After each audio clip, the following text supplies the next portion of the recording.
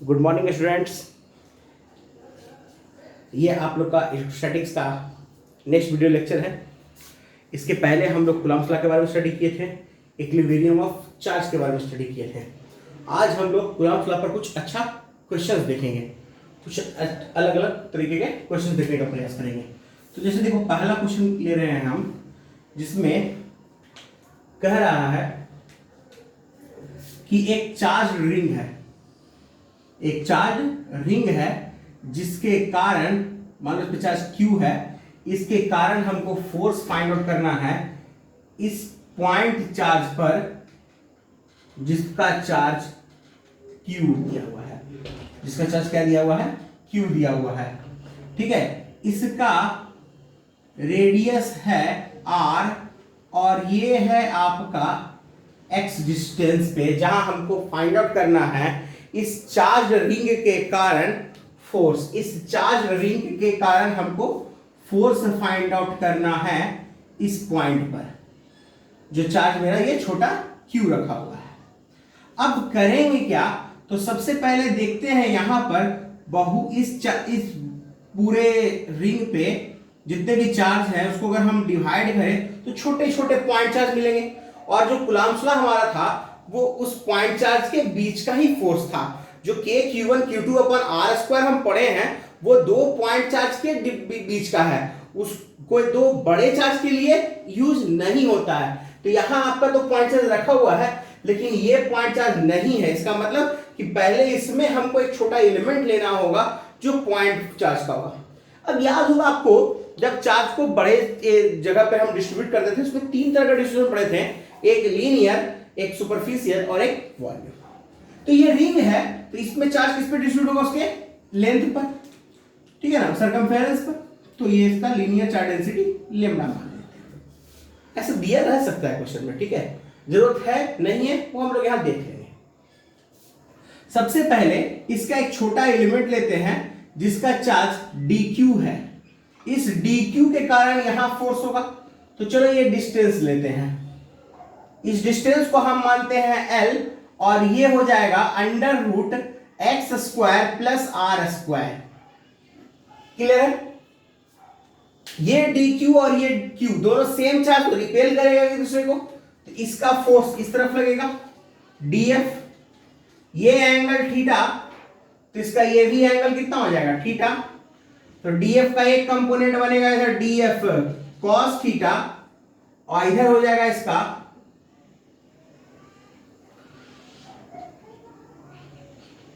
df sin theta.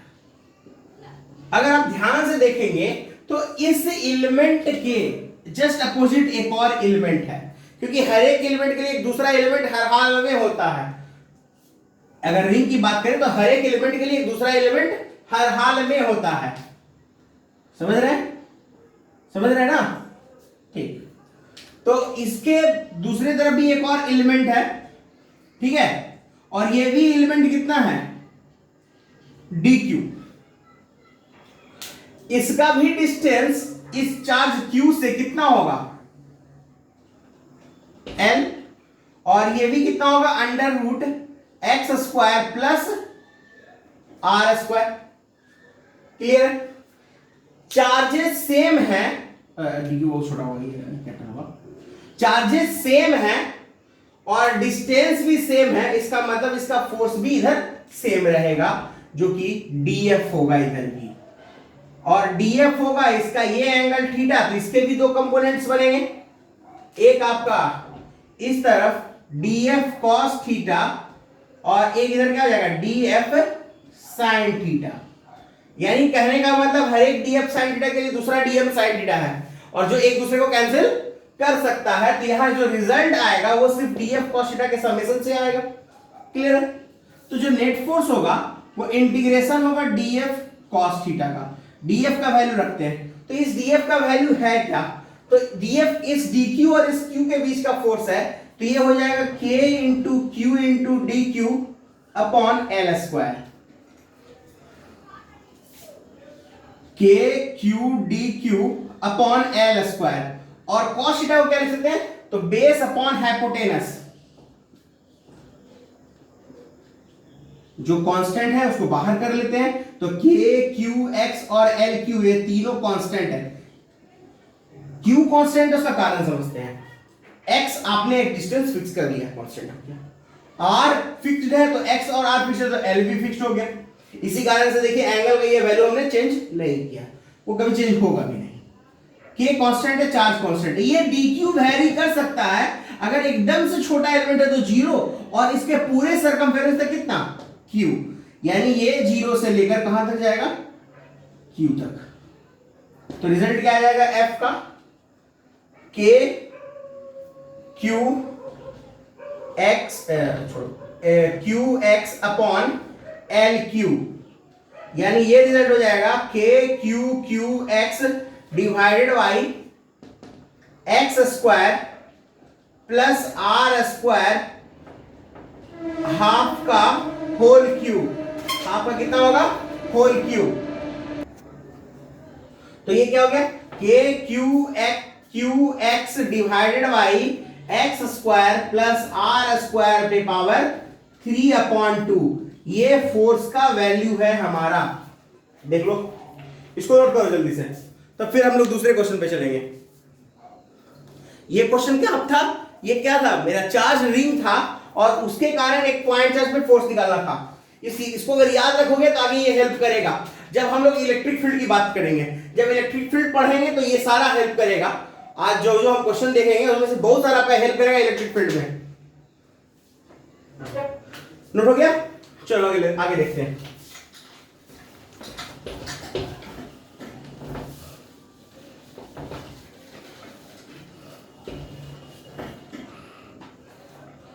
अब देखो next question क्या कर रहा है कि मान लो एक चार्ज रॉड लिया हुआ है, एक चार्ज रॉड लिया हुआ है, इस पूरे पर चार्ज Q है और इसका लेंथ L लिया हुआ है, ठीक है।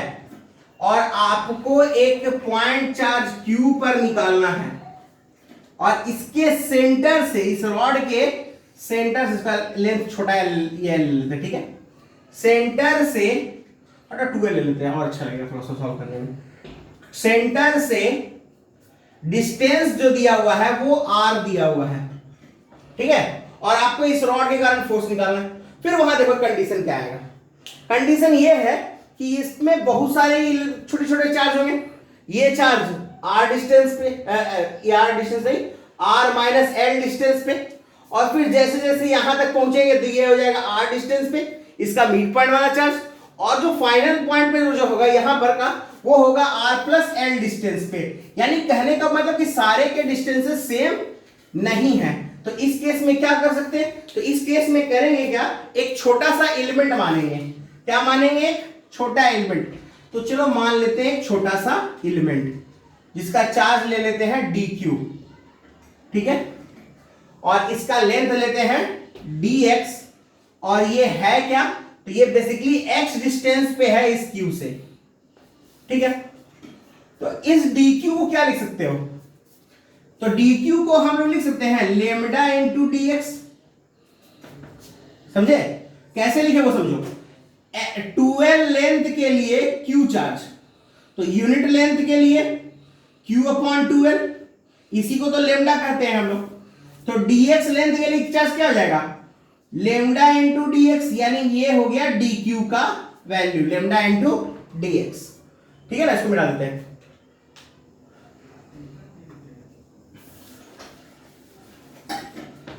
तो अब देखो यहां पे क्या होगा, तो dq क्या हो गया, लेमडा इंटू dx। अब हमको निकालना है f क्या हो जाएगा, k into q into dq divided by X square, ठीक है। dq का वैल्यू रखते हैं, dq का वैल्यू कितना होगा, लेमडा इंटू dx, तो lambda into dx upon x square. ये हमारा df का वैल्यू है, छोटा सा एलिमेंट का फोर्स df। f निकालना है तो उसको इंटीग्रेट करना होगा, तो जो कांस्टेंट है उसको पहले बाहर कर लो। तो k q और लेमडा कांस्टेंट है, तो k q लेमडा कांस्टेंट है, dx अपॉन एक्स स्क्वायर का इंटीग्रेशन हो जाएगा। अब x का वैल्यू मिनिमम, तो देखो अगर ये देखोगे ध्यान से, ये देखोगे तुम, तो ये लेंथ यहां तक l है, यानी मिनिमम लेंथ होगा वो r माइनस l होगा, और मैक्सिमम कितना होगा r प्लस एल, यानी आर माइनस एल से लेकर इसको इंटीग्रेट कहां तक करेंगे, आर प्लस एल तक। क्लियर? 1/x² का इंटीग्रेशन क्या होता है, -1/x, आर माइनस एल से लेकर कहां तक, आर प्लस एल तक। तो रिजल्ट क्या आ जाएगा एफ का, -kq into lambda 1/r plus L -1/r minus L. तो रिजल्ट क्या हो गया, -kq इंटू लेमडा, देखो तो ध्यान से, ये एलसीएम हो सकता है क्योंकि a plus B into A minus B A square minus B square होता है। तो ये ऊपर आ जाएगा r minus L, R plus L. देख लो, ये माइनस समझ में आ रहा है कहां से, यहां देखो, जब इसको सब्ट्रैक्ट करोगे तो एक स्टेप बढ़ा लेते हैं, ये क्या हो जाएगा आपका, आर माइनस एल से आर प्लस एल हटाएंगे तो ये हो जाएगा -2l,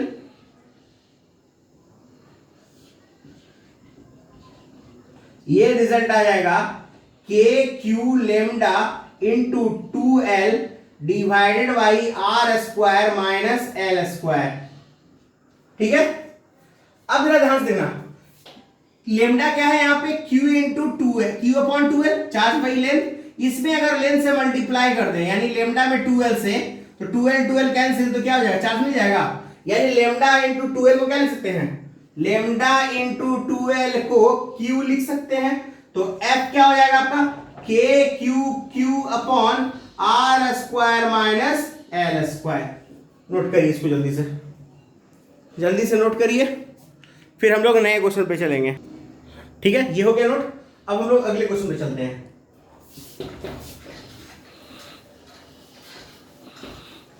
ये भी आपको हेल्प करेगा, अच्छा ठीक है, ये भी आपको अच्छा हेल्प करेगा।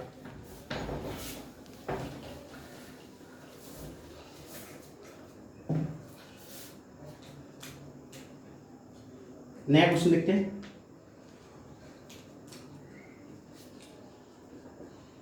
मान लो एक सेमी सर्कुलर इस बार हम ले लेते हैं आर्क, ठीक है, इस पर चार्ज है वही लेमडा, इसका रेडियस है a, जो छोटा ही लेते जैसे पिछले बार लिए थे, ठीक है, और आपको करना क्या है, इस पॉइंट पर जो एक चार्ज q रखा हुआ है इस पर निकालना है। सेम वही है, पूरी तरह से सेम है।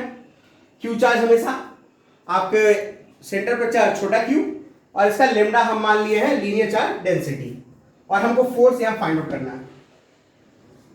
सारे के कारण को निकालना होगा तो इसमें बहुत सारे छोटे छोटे चार्ज होंगे, तो एक एलिमेंट ले लेते हैं,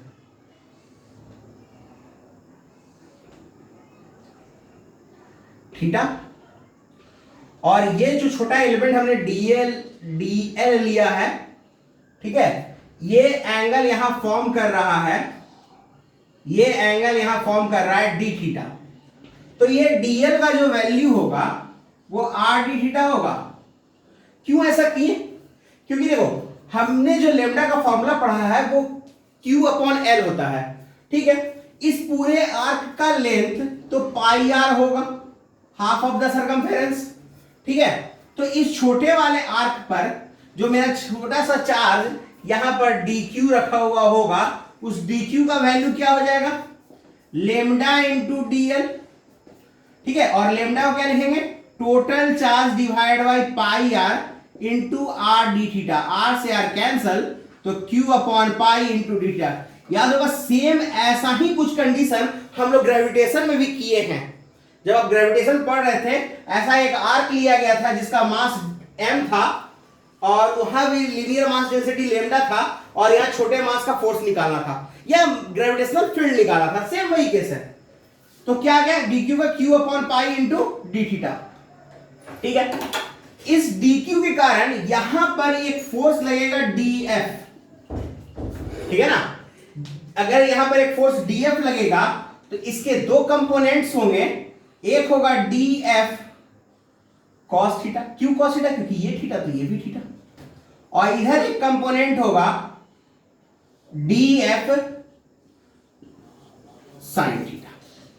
तो डीएफ क्या हो जाएगा, K D Q into Q upon R square, R square इन दोनों के बीच का डिस्टेंस, ठीक है।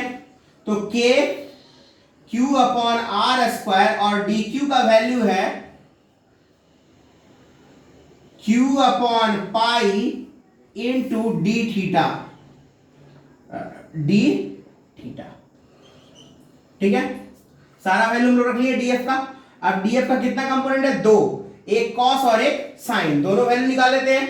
तो हम लोग पहले क्या करते हैं, कॉस वाला कंपोनेंट यानी इसका एक्स डायरेक्शन का कंपोनेंट निकालते हैं, इंटीग्रेट करेंगे। ऑब्वियस है कि इंटीग्रेट करेंगे, कहां से कहां तक, तो थीटा का जो मिनिमम वैल्यू हो सकता है वो यहां मिलेगा 0 पे, और मैक्सिमम कितना मिलेगा पूरे सर्कमफेरेंस पे यानी पाई पे। यानी एफ क्या हो जाएगा, 0 से लेके पाई इंटीग्रेट करेंगे, डीएफ कॉस थीटा यानी इतना कॉस थीटा, यानी K Q Q upon pi R square cos theta integration D theta, यानी K Q Q upon pi R square integration 0 से पाई, कॉस का इंटीग्रेशन क्या होता है माइनस साइन, माइनस साइन ना, क्या मजाक है, साइन होता है, भूल गया, नहीं भूला, चलो तो हम भूल गए थे, 0 से pi, sign pi minus sine 0, तो ऑब्वियस इसका रिजल्ट 0 हो सकता है। आप देखिए क्योंकि साइन पाई भी 0 होता है और साइन 0 भी 0 होता है, यानी जो एफ का वैल्यू आएगा वो क्या हो जाएगा, K Q Q upon pi R square into sine pi minus sine 0, और इसका रिजल्ट आ जाएगा 0। अब एफ वाई निकाल लेते हैं, तो एफ वाई कितना आएगा हमारा, तो एफ वाई आएगा हमारा सेम यही इंटीग्रेशन, कॉस की जगह पे क्या हो जाएगा इस बार साइन के लिए, तो एफ वाई आ जाएगा आपका K Q Q upon pi R square integration sine theta D theta 0 से पाई, साइन का इंटीग्रेशन माइनस कॉस होता है ना, क्लियर, साइन का इंटीग्रेशन क्या होता है माइनस कॉस, क्या बात, जबरदस्त।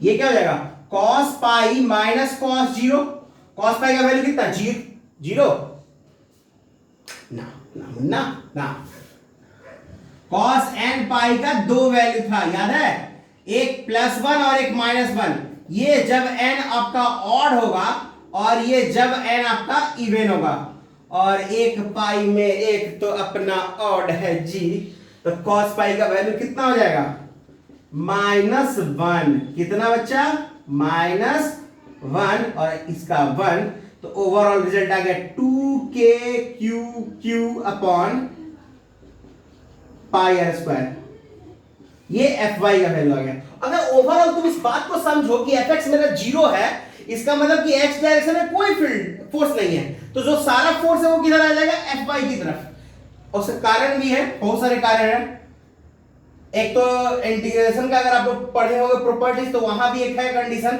0 2 से π/2, और कॉस आपका ऑड फंक्शन है, मतलब वो cos 2 पाई माइनस थीटा से, वो एक आप लोग इंटीग्रेशन जब पढ़िए तो प्रॉपर्टीज में आपको समझ आ जाएगा कैसे हो गया 0 ये। एक और देख सकते हैं कि इसका एक जस्ट इसके लिए एक और एलिमेंट इधर होगा, उसके भी हॉरिजॉन्टल कंपोनेंट, इसको क्या करेंगे कट करेंगे, और वर्टिकल कंपोनेंट से हमारा रिजल्ट आ जाएगा। तो ये हो गया हमारा सॉल्यूशन इसका, ठीक है। अब अगले क्वेश्चन पे चलते हैं।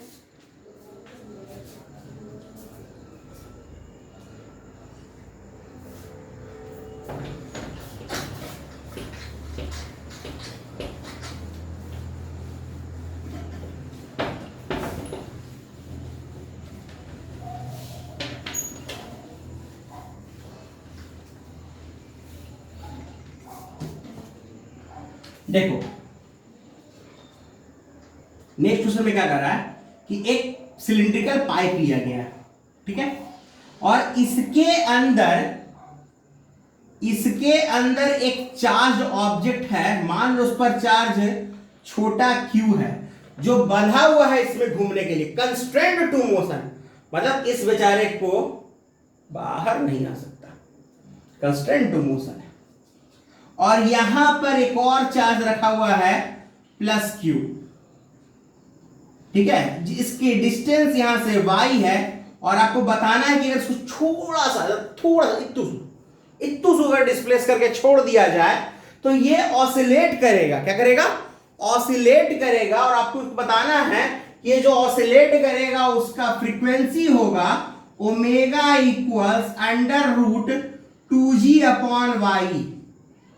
कितना होगा? 2g/y। चलो पहले तो इसका मास कुछ है, वो है m, इसका वेट mg लग रहा होगा यहां पर, और अभी ये बैलेंस्ड है, तो इसका मतलब क्या है कि mg जो है वो इन दोनों के फोर्स से, कौन फोर्स से? फोर्स ऑफ रिपल्सन से बैलेंस्ड है। यानी mg क्या है? kq/y²। अब क्या किए ये कि इसको घुमाते घुमाते घुमाते घुमाते यहां लेके आ गए। कितना डिस्टेंस लाए इसमें? x। कितना डिस्टेंस लाए? x। अब यहां से क्या होगा? तो ma जो हमारा नेट फोर्स होगा वो इन दोनों के बैलेंस के कारण यहां भी आपका वही mg लगेगा और इलेक्ट्रोस्टैटिक फोर्स F लगेगा। तो यहां से क्या हो जाएगा? नेट फोर्स जो आएगा वो होगा F माइनस mg। ठीक है, तो नेट फोर्स क्या होता है? Fe कर दो। ठीक है, ma इक्वल्स क्या हो जाएगा आपका? Fe कितना होगा? Fe होगा, आप ध्यान से देखिएगा तो वो हो जाएगा kqqx+y²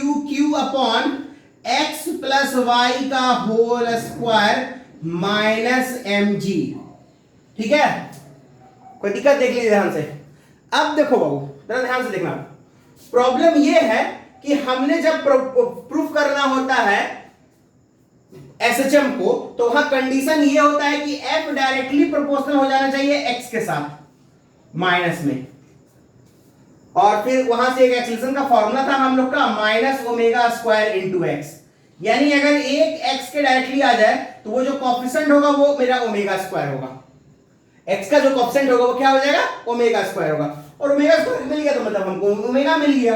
तो बेसिकली हमको करना क्या है, यहां पे a को, इस a को लाना है x के टर्म में। तो इसका एक ही उपाय हो सकता है कि इस mg का वैल्यू ये जो है वो यहां किसी तरह से रख दिया जाए। तो बड़ा आसान तरीका है, इन दोनों में y कॉमन ले लो, या mg का वैल्यू डायरेक्ट यहां सब्स्टिट्यूट करके कॉमन ले लो।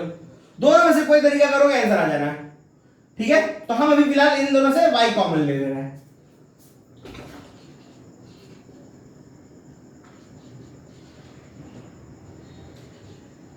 तो y कॉमन लेंगे तो y² 1 प्लस x/y² हो जाएगा माइनस mg। अब मेरा ध्यान से देखो, ये इतना मेरा जो है वो mg का इक्वल है, यहां mg रख देंगे, आराम से रिजल्ट क्या आ गया हमारा? ma इक्वल्स mg इंटू, ध्यान रखना, आराम से आ जाएगा। इसको वाले बंद कर देते हैं, m से m कैंसिल, तो a तो आ गया हमारा। अब जरा देखो, हमने क्या बताया कि x बहुत छोटा डिस्प्लेसमेंट है, यानी x बहुत छोटा है y से, तो x/y भी बहुत छोटा होगा 1 से। तो रिजल्ट यहां क्या होगा? देखो पहले a का, a क्या होगा? g into 1 plus y x/y पे पावर -2 -1। तो रिजल्ट क्या हो जाएगा? g into 1 minus 2x/y। कैसे हुआ? देख, फॉर्मूला हम लोग पढ़े थे बाइनोमियल थ्योरम में, बाइनोमियल थ्योरम क्लास 11 में पढ़े हैं आप लोग। इतना पे पावर अगर n हो तो ये 1 प्लस nx होता है। कंडीशन गिवन है x बहुत छोटा होगा 1 से, तो वैसे ही पावर यहां -2 मल्टीप्लाई हो गया, -1 यहां आ गया, -1 से -1 कैंसिल, तो a का वैल्यू आ गया -2gx/y। बोले थे ना कि जो a अगर x के मल्टीपल में आता है तो यहां जो कोएफिशिएंट होगा वही मेरा क्या होगा? ω²। यानी यहां से हम जानते हैं कि a minus omega square x होता है, इसका मतलब ओमेगा स्क्वायर कितना हो गया 2g अपॉन वाई, तो ओमेगा आ गया under root 2g upon Y. Note करो इसको, आराम से नोट करो, कोई दिक्कत नहीं है। आगे क्वेश्चन पे चलेंगे हम लोग। हो गया नोट? चलो अगले क्वेश्चन पे चलते हैं हम लोग।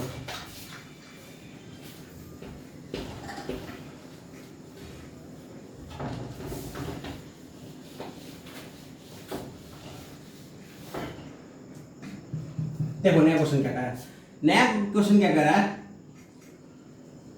कि एक और ये ओरिजिन एक्स एक्सिस पे कर रहा है, ये 10 सेंटीमीटर 20 30 एंड सो ऑन, ये आपका 100 सेंटीमीटर है। ठीक है, अब कह रहा है क्या कि आपका चार्ज जो रखा हुआ है पहला पार्टिकल, देखो कह रहा है क्या कि पहला एक पार्टिकल रखा हुआ है यहां पर, द फर्स्ट पार्टिकल है चार्ज कितना, इस पर जो चार्ज रखा हुआ है 1 into 10 to the power -8 coulomb का। ठीक है, यहां चार्ज रखा हुआ है 8 into 10 to the power -8 coulomb का, यहां रखा हुआ है 27 into 10 to the power -8 coulomb का, एंड सो ऑन। और कह रहा है क्या कि यहां एक चार्ज रखा हुआ है 1 कुलाम का, और हमको करना क्या है, इन सब के कारण फोर्स निकालना, इन सब के कारण फोर्स निकालना। ठीक है ना, तो अब होगा क्या, यहां 1 कुलाम चार्ज है और ये पॉजिटिव चार्ज है, इसका मतलब कि ये इसको रिपेल करेगा, ये भी पॉजिटिव और ये भी पॉजिटिव है, ये भी रिपेल करेगा, ये भी पॉजिटिव ये भी पॉजिटिव है, ये रिपेल करेगा, एंड सो ऑन, ये रिपेल करते चला जाएगा। सब लोग, सबका चार्ज एक, सबका फोर्स एक डायरेक्शन में, सबका फोर्स एक डायरेक्शन में, मतलब कि सारे के फोर्स को हमको ऐड कर देना है। तो यहां जो नेट फोर्स बनेगा वो सबके फोर्स का सम बनेगा। तो के, इसको मान लो तुम छोटा क्यों, ठीक है, इजी रहेगा सॉल्व करना, लास्ट रख देंगे, या नहीं भी रखोगे तो कोई दिक्कत नहीं है, 1 ही है, मल्टीप्लाई करके हो जाएगा। अगर इतना समझ में आ रहा है कि 1 हमको उसको रखने का कोई जरूरत नहीं, तो कोई टेंशन नहीं लेना है, सब इसी को रखो। तो फिर 10 टू द पावर -8, ठीक है, by 10 into 10 to the power -2 का होल स्क्वायर सेंटीमीटर। फिर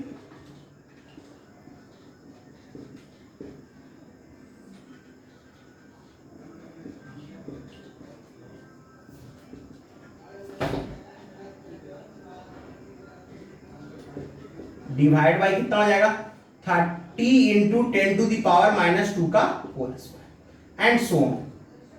ठीक है, कहां दे जाएगा 100 वाला सेंटीमीटर तक। तो लास्ट वाला भी चलो कर लेते हैं, तो कर लेंगे उसको, लास्ट वाले जब सॉल्यूशन करना होगा कर लेंगे उसको। अब देखो यहां पे ये कितना हो जाएगा k into 10 to the power -8, और ये कितना होगा, लगभग सब में सेम रहेगा, बस ये कोएफिशिएंट्स थोड़े से चेंज होंगे। तो यहां कितना 10 into 10 to the power -2 means की 10 टू द पावर -1, और उसका स्क्वायर होता है 10 टू द पावर -2। क्लियर है? सेम यहां रिजल्ट आएगा 8 into 10 to the power 8, 4 into 10 to the power -2। फिर वही चीज यहां आएगा आपका 9 into 10 to the power -2 and so on. ठीक है, कितने टर्म तक, 1 2 3 10 टर्म तक जाएंगे हम। ये -2 और ये -2 पर जाके +2 होगा, तो -8 + 2 कितना -6, और ये सब में कॉमन है, कॉमन निकाल लो। पहले तो ये जो कैंसिल हो रहा है उसको कैंसिल कर देते हैं। वैसे ही अगर यहां होता हो तो यहां देखो सब होल क्यू है, सारे होल क्यू हैं, 1 का होल क्यू, ये 2 का, ये 3 का। तो वैसे ही यहां अगर अगला कोई चार्ज होता, मान लो यहां कोई अगला चार्ज होता 40 डिस्टेंस पर, तो ये होता आपका 64 इंटू 10 टू द पावर -8। तो यहां हम लोग क्या लिखते हैं, यहां अगर हमारा कोई फोर्स बनता तो k into 64 into 10 to the power -8 divided by कितना होता है, ये 16 into 10 to the power -2, 4 time. यानी ये नंबर्स में आते हैं, यहाँ 1, यहाँ 2, यहाँ 3, यहाँ 4, सो ऑन कहां तक 10 तक। रिजल्ट क्या होगा? तो k into 10 to the power -6 common ले लो। -6 क्यों समझ में आ रहा है? -2 ऊपर गया, -8 + 2 -6, सो ऑन कहां तक इसका सम करना है हमको 10 तक। और 1 से लेके 10 तक सम करते थे कितना हो जाता है? तो आपने एक फॉर्मूला पढ़ा होगा, समेशन ऑफ n का फॉर्मूला पढ़ा होगा, n इंटू n माइनस 1/2। तो 10 तक का सम है तो कितना हो जाएगा? 10 इंटू 10 माइनस 1/2, 2 से 5 टाइम में, और ये 9 में 45, यानी 45 k into 10 to the power -6 newton. k का वैल्यू आप लोग जानते हैं, k का वैल्यू कितना होता है? तो k का वैल्यू होता है 9 into 10 to the power 9 newton metre square पर कूलम स्क्वायर। ये वैल्यू यहां रख सकते हैं हम लोग। तो ये हो गया आपका कूलम लॉ से रिलेटेड क्वेश्चन। अब हम लोग अगले क्लास में, अगले जो आपका वीडियो आएगा उसमें हम लोग पढ़ेंगे इलेक्ट्रिक फील्ड के बारे में। किसके बारे में पढ़ेंगे? इलेक्ट्रिक फील्ड के बारे में।